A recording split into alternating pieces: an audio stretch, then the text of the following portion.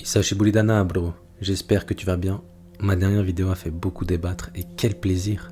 Je te remercie car dans l'ensemble c'est resté bienveillant et respectueux. Je te réserve une petite surprise à la fin de celle-ci, tiens-toi prêt. Sans plus attendre, on se capte pour une nouvelle théorie sur le meilleur épéiste du monde, j'ai nommé l'œil du faucon Dracul Mihawk.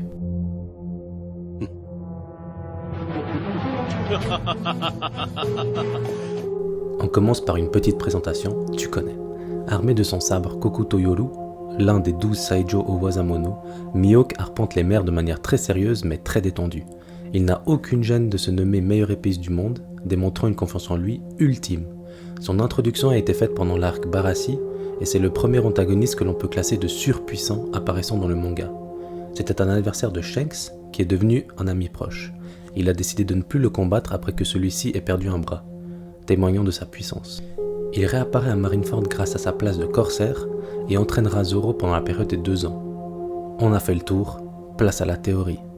Mihawk va mourir, et pas de vieillesse. Pire encore, ce n'est pas Zoro qui va le tuer.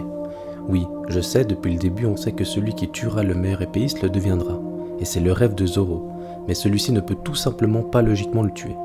2 questions ici, pourquoi il doit mourir, et pourquoi ce ne sera pas Zoro qui va le tuer. On va commencer par la première question. Pourquoi doit-il mourir?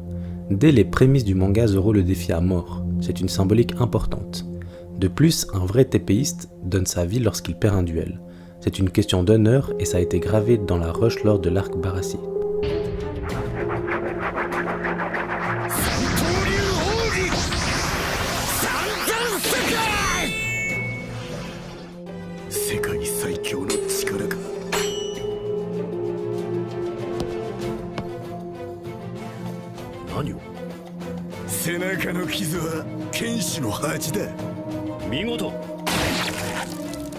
Ici, Zoro propose sa vie et Mihawk ne va pas lui la prendre car il éprouve du respect et de l'ambition pour lui.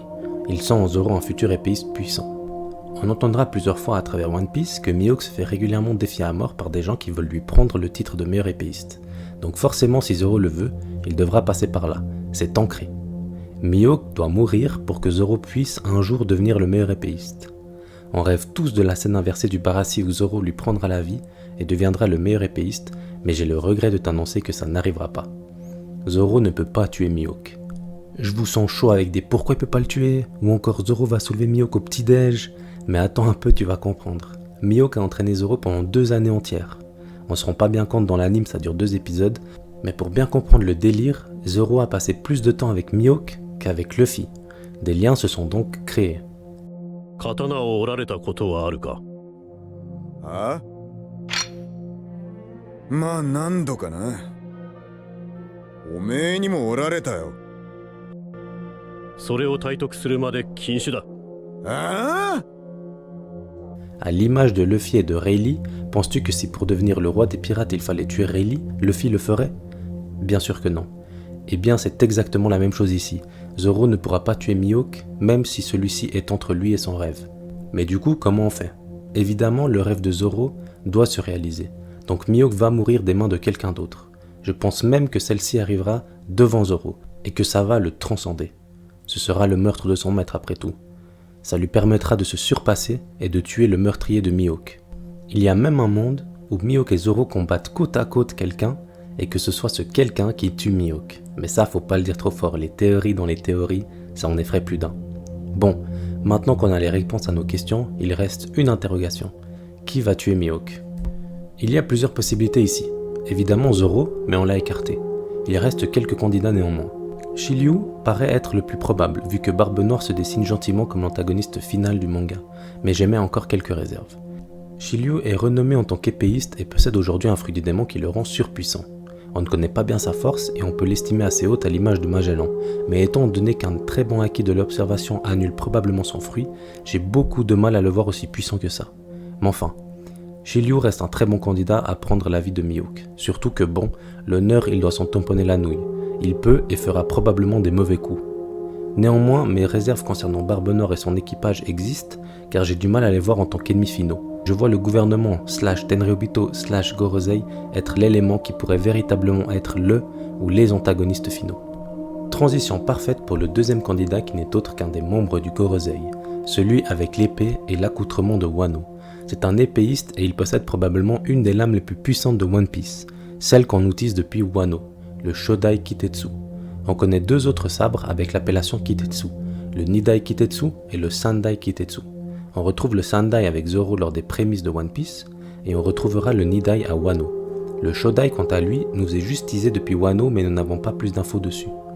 Dans le Meito, le statut des sabres, il existe 3 types de classement. Sandai Kitetsu veut dire lame de 3e génération. Elle se trouve dans les Ryo Wazamono, les 50 lames supérieures de One Piece. Nidai Kitetsu veut dire lame de 2e génération. Elle se trouve dans les Wo Wazamono, les 21 lames supérieures de One Piece. Et enfin, Shodai Kitetsu veut dire lame de 1re génération. Elle se trouve dans les Saijo Owazamono, les 12 lames supérieures de One Piece. Oui, le même classement que celle de Mihawk.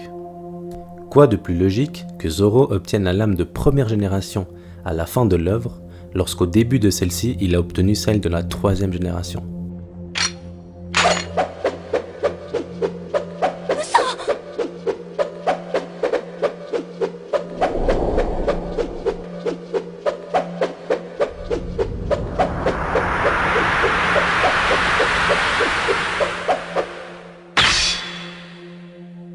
Évidemment, ce ne sont pas que des mots en l'air, observe un peu.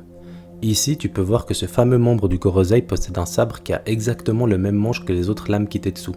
Peut-être qu'il en existe une autre, mais ça m'étonnerait. Ce membre du Gorosei tuera probablement Mihawk et fera de Zoro le meilleur épéiste du monde. Il possédera enfin son premier Saijo Owazamono, et quoi de mieux que la lame forgée par Kitetsu lui-même.